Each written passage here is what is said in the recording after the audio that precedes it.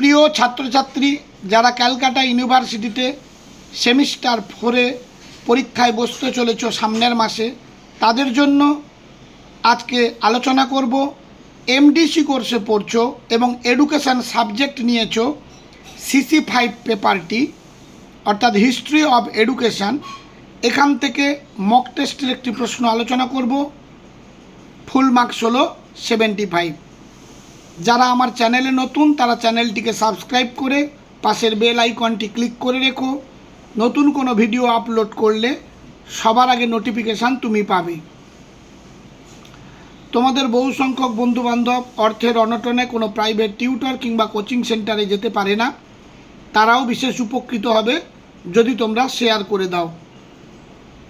ভিডিওর শেষে তোমরা একটা লাইক করে দিও।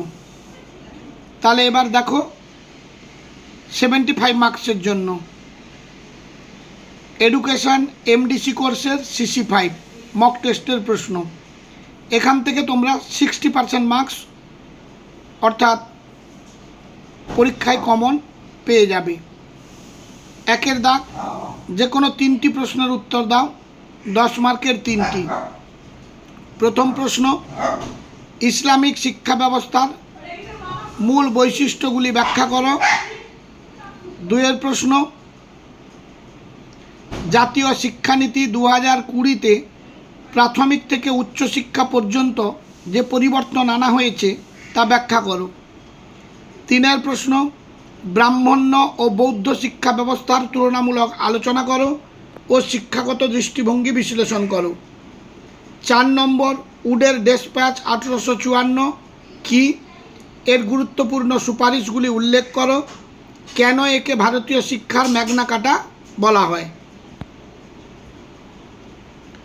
2এর দাগে তোমাদের 5টি প্রশ্নের উত্তর দিতে হবে, যে কোনো 5টি প্রশ্ন, 5x5।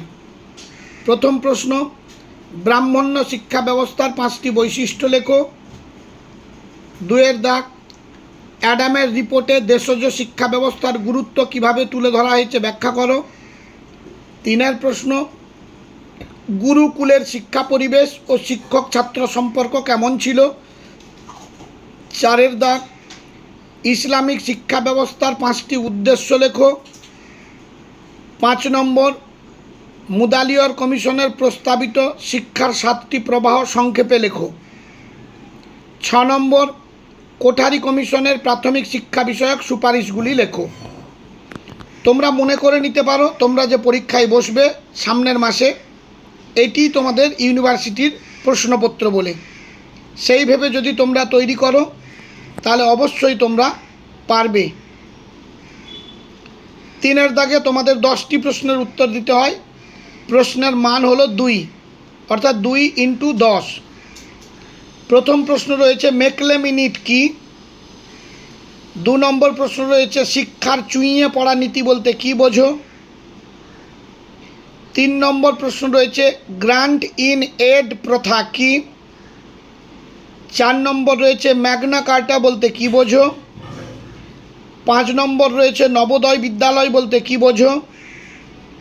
6 নম্বর রয়েছে প্রাথমিক শিক্ষায় অপচয় ও অনুন্নয়ন বলতে কি বোঝো। 7 নম্বরে রয়েছে কোঠারি কমিশন প্রস্তাবিত কর্ম অভিজ্ঞতা বলতে কি বোঝো। 8 নম্বরে রয়েছে প্রথম ভারতীয় শিক্ষা কমিশন কোনটি, কে কবে এই কমিশন নিয়োগ করেন। এবং লাস্ট প্রশ্ন রয়েছে 9 নম্বর, বুনিয়াদী শিক্ষা পরিকল্পনা কি। এই প্রশ্নগুলো তোমরা তৈরি করে গেলে 60% মার্কস অবশ্যই তোমরা কমন পেয়ে যাবে। পরে আবার একটি মক টেস্টের 2 নম্বর সেট আমি দেবো। এই দুটো সেট তৈরি করলে 75 মার্কসের প্রশ্ন অবশ্যই 100% কমন পাবে। আজ তাহলে এই পর্যন্ত, দেখা হবে পরবর্তী ভিডিওতে। সবাই ভালো থেকো, মন দিয়ে লেখাপড়া করো।